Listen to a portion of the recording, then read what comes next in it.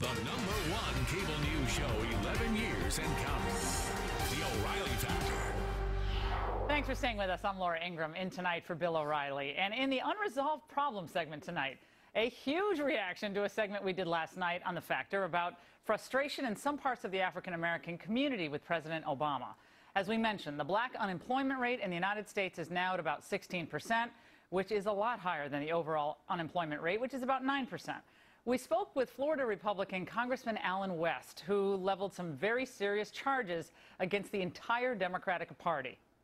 You have this 21st century plantation that has been out there where the Democrat Party has forever taken the black vote for granted. And you have established certain black leaders who are nothing more than the overseers of that plantation. And now the people on that plantation are upset because they've been disregarded, disrespected, and their concerns are not cared about. Look at the devastation in the black communities. You look at what has happened to the inner cities of, let's say, Chicago or Detroit. With us now to respond, New York Democratic Congressman Charlie Rangel, a longtime member of the Congressional Black Caucus. Congressman, it's great to see you. I know you watched last night. You have some thoughts. What are they? I'm really surprised at Congressman West in going back to Harriet Tubman, who was a historic figure during slavery time.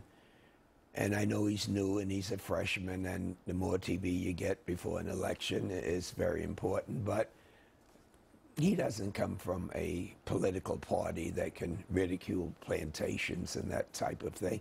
I really think at this time, with the unemployment that you've recently shown, it's not just blacks, even though we doubled the national average, but it's every American, and they're fed up with us down in Washington fighting each other. All we have to do is come together on job creation, then we can go on and fight. Well, there's plenty of things to fight about. Right. Well, there certainly are. And so you're saying that Congressman West, as an African-American, cannot use a plantation analogy. He's not allowed to use that. I'm trying to figure out what words we can use and what words we can't use. I'm very confused by this. What do you mean we can? Are you confused about whether or not you can use plantations when you're a black believes, Republican? and the substance of what he says, I think, is very clear. Others, such as Walter Williams, Tom Sowell, I guess they're not authentically black either, so they can't actually say that. They've also made similar analogies. They've said basically, let me finish, sir. Okay. What they've said is that basically the war on poverty might have been started with a great deal of good intentions, has been an utter failure for many minority communities in the United States.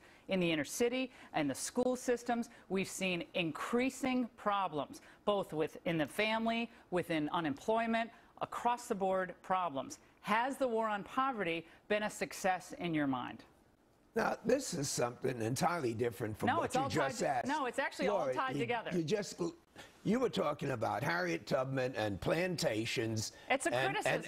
It's a substantive criticism. I don't care what he says. If you want to deal with the fact that something worked, then you're 100% right. We can talk about unemployment. We can talk about no, but why do you think? Is liberalism working for the black community right now? I swear, I wish I knew. You got a whole lot of different things. If you want to talk about the empowerment zone, which I passed, and we have them all over the United States, that has worked. Question. You won't answer the question. No, liberalism and conservative brought about a number of larger government programs that promised empowerment to the inner city, poor people, minorities. Did it work? It's an objective question. Listen, did it work? Listen, you find this Republican wants to. I know he is, and now you want to make the point about Lyndon Johnson, the war against poverty, and we are going through a period today of high unemployment. What has liberalism done for you lately? What has President Obama done for the black community in 2.5 years? I think that's a very serious question. I think it's an important question. But you haven't asked it. You've asked a half a dozen questions. You seem to want to quarrel with the wording of questions instead of get to the substance of the questions. And I'm really delighted you came on. Listen, I'm glad I came too. So let's start over. Let's try to start over. Okay.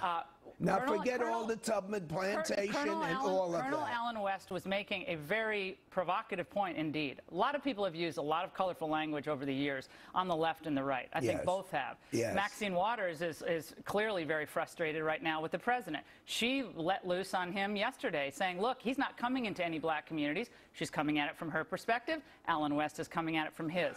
I would ask you, has the president's economic plans, have they panned out for minority communities especially? Heck no, because the Republicans made up their mind as soon as he got elected. Okay. No, but, Okay, go ahead. you know, I thank you so much. You know, your questions really sound like little mini speeches. Well, I know, Congress, but maybe you don't get real questions from real people. I don't know. Well, I These know are you're actually real questions. This is your show. Congressman, what about real answers? You had a Democratic House, a filibuster-proof Senate, and the White House in Democratic hands, okay? You had that for the first 2 years. Can't blame Republicans for those 2 years, or can you?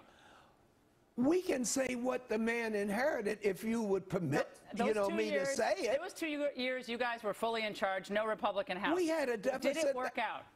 We had a deficit. We had 2 wars that we shouldn't have been in. Bush's fault.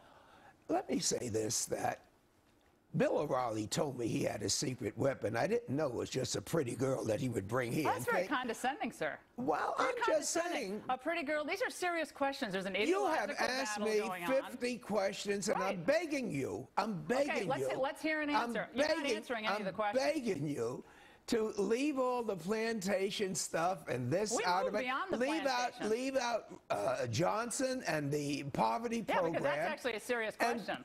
And just ask me one question at a time. I've asked 4 questions. The last question you had, there were 2. We had a Democratic president who inherited a heck of a deficit. Okay. And he inherited a couple of wars. And then after we lost the majority in the House, I think it's safe to say that the Republicans took the position that their primary objective was not to work with him, but to get rid of Obama. And so even while we wait now, the president's on vacation, and we're waiting for this job program, we have a half a dozen bills. Should the president be on the vacation?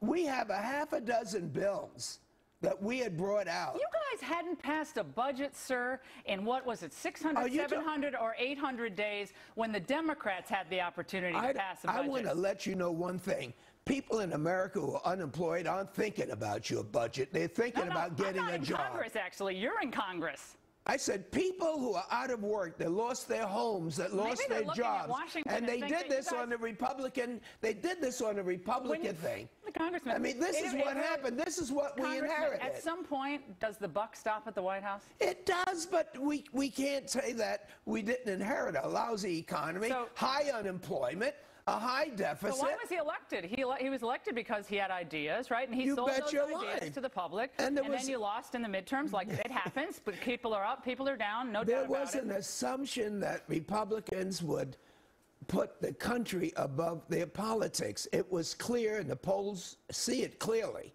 that Republicans would have rather this country go down and default on its international obligations. You're questioning their patriotism now? I am questioning the fact that they were prepared to allow the country to go, and they admit this, and they were on television saying it. They are the candidates that are running against Obama.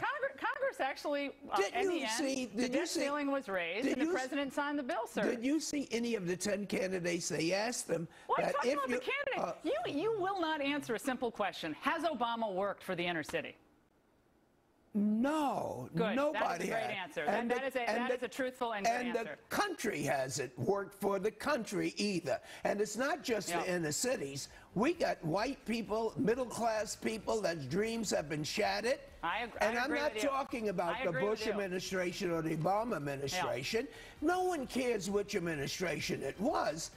America is made of people who dream and have hope that they could have a better life. Right. That was snatched from them, and Obama has not restored that hope that was taken from them by George Bush. Oh, you mean I have to quit? I wish we had the whole hour. I wish we do. I welcome coming back, and I'm sorry I said that you were attractive. I withdraw that completely. I was going to make a joke about the condo in the Dominican Republic, and I didn't make it out of due respect for you. So I appreciate your joining. He should have taken your condo instead of gone to Martha's Vineyard. In a moment, condo actually wasn't worth that much money. For the richest members of Congress. It was better than Martha's Vineyard. We're going to name names even though they wish we wouldn't. What a fun segment. Next.